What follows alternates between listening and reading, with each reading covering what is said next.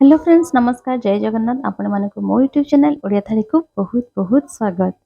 Friends, मैं आज आपण मानक गोटे बहुत टेस्टी मीठा रेसिपी बनै के देखेबी, जोटा बनेवा बहुत सहज आ ये पूरा नो फेल रेसिपी। जदि आपण बिगिनर्स भी अछंते ताहले आपण फटाफट मीठा को बनै की रेडी करि परिबे। तो फ्रेंड्स, देरी न करी चलो स्टार्ट कर दबा। तो फ्रेंड्स, एठी मु नइची 3 चम्मच मैदा, जोटा कि हमर हाफ कप हबो मैदा। ସେଥିରେ ମୁଁ 1 ଚାମଚ ଗୁଆ ଘିଅ ପକେଇକି ତାକୁ ଭଲ ଭାବରେ ଭାଜି ନେବି। ମଇଦାକୁ ଅତି ବେଶୀ ବ୍ରାଉନ୍ କରିବା ଦରକାର ନାହିଁ, ହାଲକା ବ୍ରାଉନ୍ ହେଲା ପର୍ଯ୍ୟନ୍ତ ଆପଣ ତାକୁ ଭାଜି ନେବେ। ଦେଖନ୍ତୁ ଫ୍ରେଣ୍ଡସ୍, ଏଇଠି ମୁଁ 1 ଚାମଚ ଗୁଆ ଘିଅ ପକେଇ ନେଉଛି। ଆପଣ ବିଲକୁଲ ବି ରିଫାଇନ୍ ତେଲ ୟୁଜ୍ କରିବେନି, ଗୁଆ ଘିଅ ହିଁ ପକେଇବେ।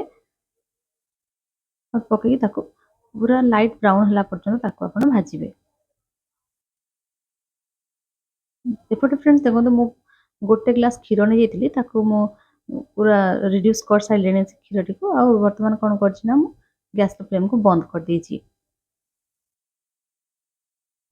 तापर एठी पकोछि किछि मिल्क पाउडर। फिर देखो तापर क्षीर सहित मु मिल्क पाउडर को भल भाव मिक्स करी प्रथमे।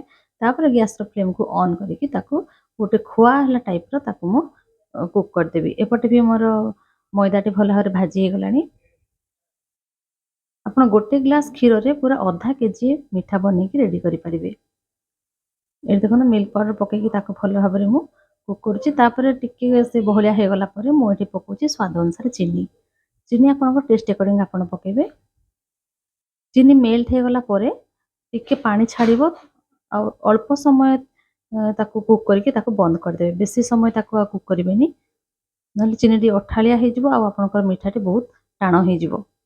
सेतमे चीनी पानी छाड़ला संगे संगे आपन कोन करबे ना ताको बंद कर देबे। बंद करके से गरम कड़ाई रे ताको भल भाव मिक्स करुथिबे आ ठंडा हला पर्यंत ताको छाड़ देबे।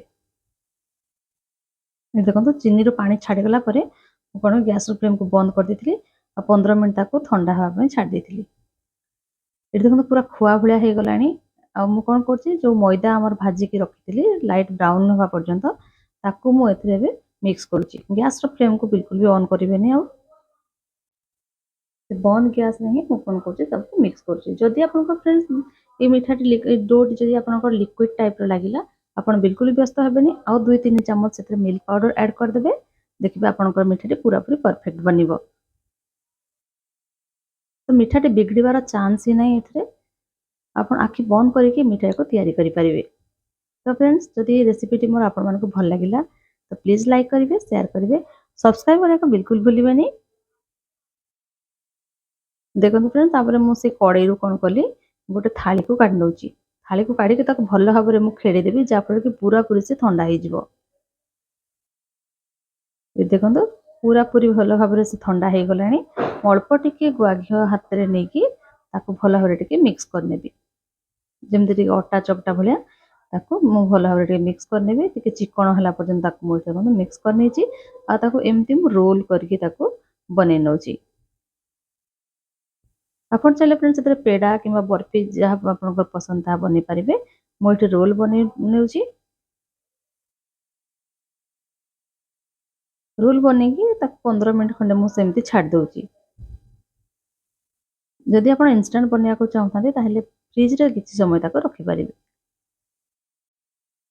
ये देखो सब जाक रोल भी मोर बन के रेडी हो गलानी। आ से भल भाव ठंडा भी हो गलानी। ताको मझी मझी मु टिके गोल कर नउची। देखो तापर मुझे पकाउची आम सिल्वर वर्क। जदि आपन पाखे सिल्वर वर्क नाही कि आपन पकैया को चाहू नथांते ताहले आपन केवल ड्राई फ्रूट्स मध्ये एतरे पकै परिबे। नचेत किछि न पकैले भी आपन सेमति ताको कट मार्क लगै देबे। देखो साइड से टिके मु काटि नउची तार टिके साइज आसीबा पई। देखले फ्रेंड्स केते शीघ्र आ बहुत सहज रे केमति आपन गोटे बढ़िया मिठा बनै परिबे। वीडियो टिके बिल्कुल भी स्किप करिबेनी, देखिबे आपन को बहुत बढ़िया लागिबो। ए मिठा को जदि थरे आपन बनेकी खाइचंदी ताहले मार्केट रो मिठा किनिकी खाइबा भूली जिवे।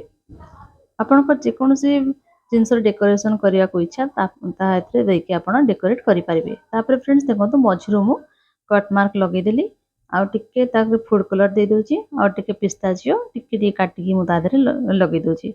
आपन जने काजू आलमंड्स ए सब जिंस मध्ये देखि ताको डेकोरेट करें। डेकोरेट आपंकर पसंद हिसाब से आप करें। देखो तो फ्रेंड्स ये भाव में सब मिठा गुड़ी को डेकोरेट कर देछि। देखा भी सुंदर लगुच खायापी से टेस्टी लगी था। तो फ्रेंड्स जदि मोर भिडियो भल लगा प्लीज कमेंट करने को बिल्कुल भूलें। ताहले फ्रेंड्स देखा हो मोर नुआ भिडियो से पर्यंत रोचे। नमस्कार, जय जगन्नाथ। माटी घोड़ा